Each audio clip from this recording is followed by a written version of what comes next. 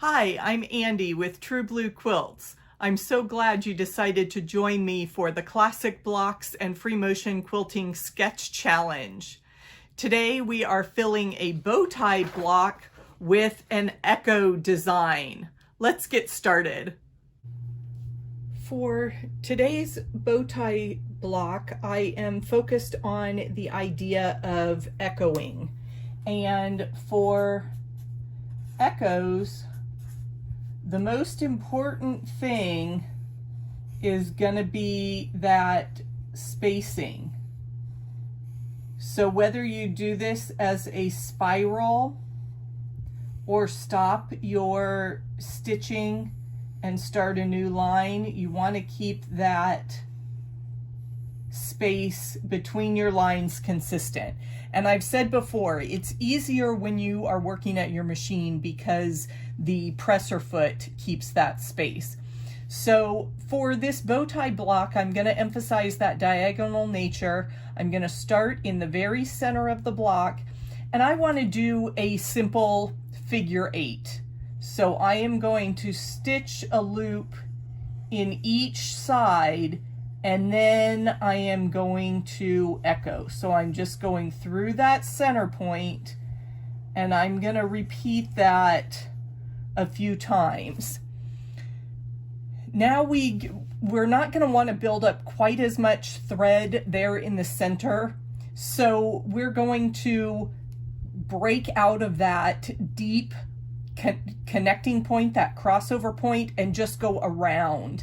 So imagine we were stitching along here and we came to that previous stitching line, and then we can just start looping out. And you want to keep the dip there, but not so much that it crosses over. And you may think, why do I need to just sketch straight lines? Well, it builds that muscle memory. It builds that idea of sketching a continuous line, and we want to practice filling the space.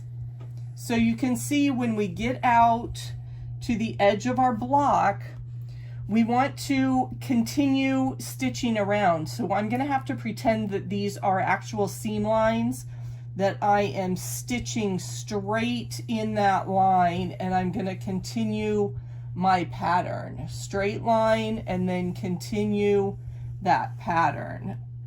And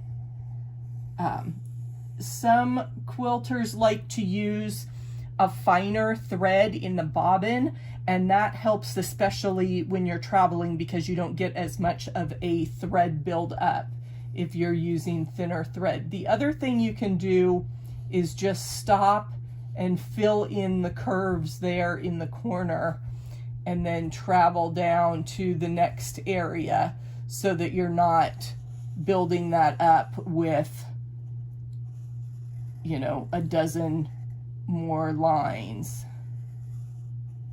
So I am keeping that little bit of a gentle dip there to imagine that bow tie just rippling out.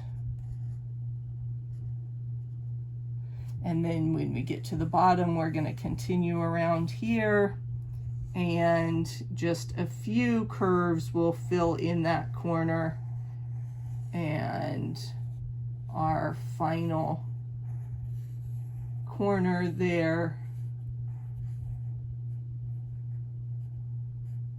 And we are done with our echo fill for the bow tie block.